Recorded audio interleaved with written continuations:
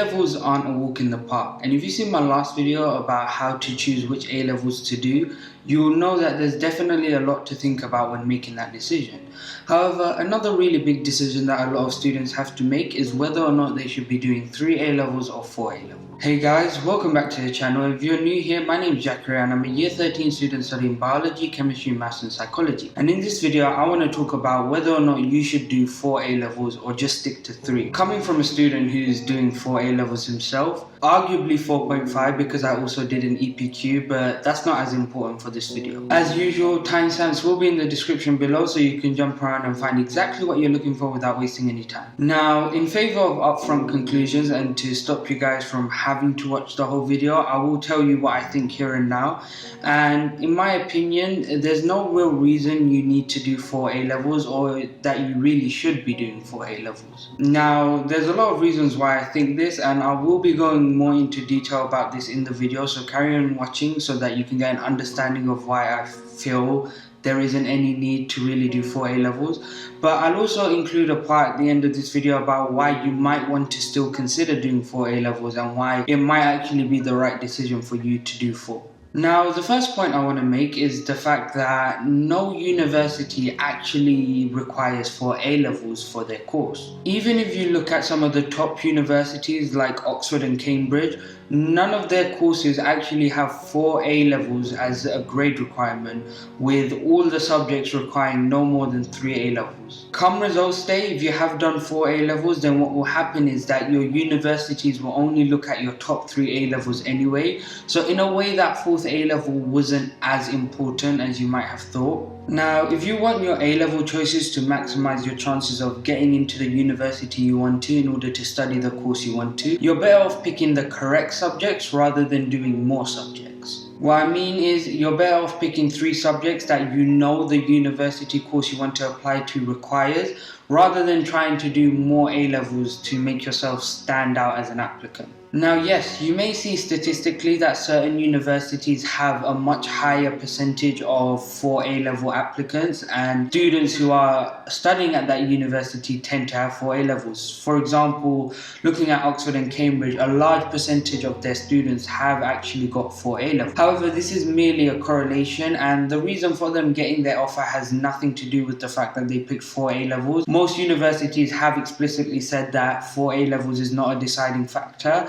And if it was, then universities would have to clearly state it on their website, which no university has really done. Now, the next point I want to talk about is the sacrifice that comes with doing 4 A-levels. Now, doing 3 A-levels is already pretty difficult and requires a decent amount of sacrifice. So naturally, doing 4 A-levels, having more content and having more things you have to revise for, there will definitely be a lot more sacrifices you have to make. You'll have to be a lot more disciplined with your hours and make sure that you're trying to do more work than you would have if you've done 3. A lot of the time, I find I end up working more hours than a lot of my peers who are also really academically able. And I don't think this has much to do with me being more productive, but more so that I have more content I have to cover, so naturally I have to work more to make sure that I can cover everything to a good standard. Now, I feel this extra sacrifice becomes a lot more obvious around exam season, when you have to start being a lot more disciplined and start saying no to maybe meeting up with friends or family gatherings or anything along those lines. You'll find that there will be times where you might want to say yes to these things, but you realize that if you do, then you'll end up falling back on your work, and especially during exam season, that can be the worst thing to happen to you. Now, like I mentioned before, doing 3 A-levels won't suddenly eliminate these problems, and there's definitely still a lot of sacrifices needing to be made. But of course, doing 3 A-levels brings with it a little less sacrifice than having to do 4. Even things like your timetable. As someone who does 4 A-levels, I find that I have a lot more lessons in a week than a lot of my peers who are doing 3 A-levels, and I definitely have noticeably less study periods or free periods in my week than a lot of my classmates. Now, I mentioned that the start that universities will only look at your top 3 A levels and that they don't require 4 A levels. Well, one issue with doing 4 A levels is that you risk sacrificing your performance on your other 3. There are a lot of cases where students might find themselves having to organize their time and spread it out between their 4 subjects, and some students end up spreading themselves out too thinly and so don't actually end up putting enough work into all 4 of their A levels. I think if you're someone who struggles with time management or finds yourself feeling easily overwhelmed at stressful situations, then doing 4 A levels might not be a good idea for you. If struggling to balance your work is something that you find really difficult, then you might find yourself not putting enough time into certain A levels or even all 4 of your A levels, which can really negatively impact you. It could be that instead of doing the 4, you find yourself a lot better at managing your work hours with doing 3, and you find that it's a lot easier to put a good amount of time into all your subjects rather than accidentally prioritizing one or not prioritizing all of them altogether. If you're conflicted between doing 4 or 3, then choosing 3 would mean that the time you would have spent on your 4th A level could instead be spread out across the 3 that you've instead picked, and that can make it a lot easier to get the grades that you're looking for. Just remember that getting 3 really strong A levels will be a lot better than getting 4 average or not as strong A levels.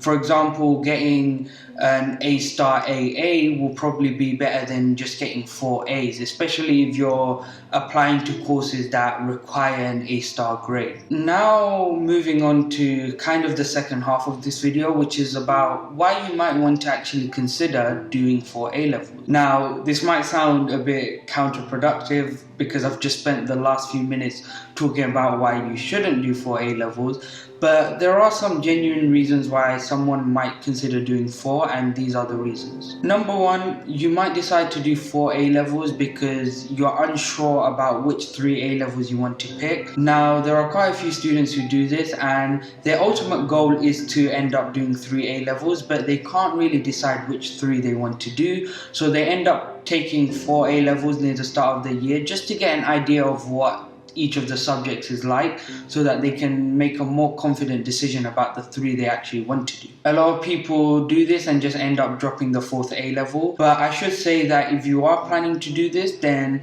you should try and drop that 4th A level as soon as you can, because the last thing you want to do is spend a lot of time and effort onto the subject if you're going to end up dropping it anyway. And the quicker you make that decision, the quicker you can put your efforts onto the 3 A levels you do decide to do. Secondly, it could just be that you really enjoy a subject and you don't want to drop it for A level, so you end up doing 4 on top of 3 other subjects that you might not necessarily just be doing out of enjoyment, but also because you need to. Now, that was the case for me, where biology, chemistry and maths were kind of subjects that I did enjoy, but I really needed to do it, especially to strengthen my university application. Whereas psychology as a 4th was something I simply did because I really enjoyed the subject at GCSE, and I felt like the content came a lot easier to me and it was really fun to do, and because of that, studying for it felt less like a chore and more like something I was doing because I genuinely wanted to. This subject isn't something that I need for university, but it's something I'm more so doing out of choice. Now, reason number 3 is kind of similar to reason number 1, and that's that you're unsure about what university course you want to study. Now, there's loads of examples of students who are conflicted about what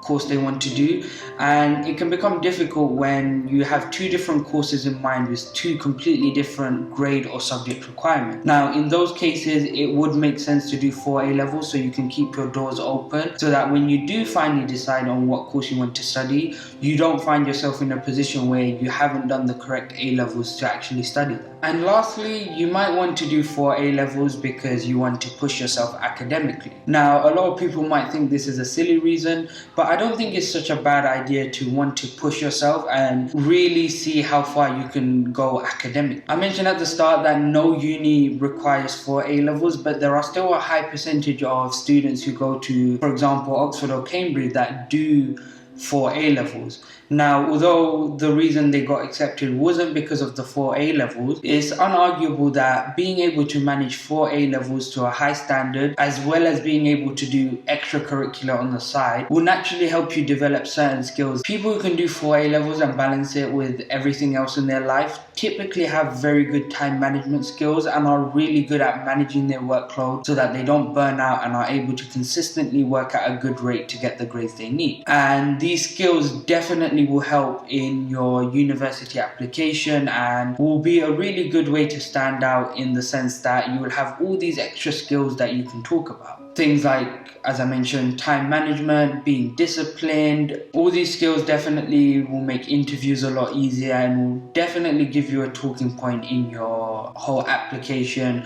whether it be in your personal statement or just in general. Now, again, I should emphasize that although I do think it's a good idea to push yourself academically, like I said, 3 strong A levels is still better than 4 average or not as good A levels. So make sure you really think before you decide to do 4 A levels, simply for the purpose of pushing yourself academically, because there are other ways you can do that. And with that, we have reached the end of the video. So if you found the video helpful, you enjoyed, then leave a like, subscribe, and let me know if you want to see any specific video in the future, or if you have any questions about this video. That's been all from me, and goodbye.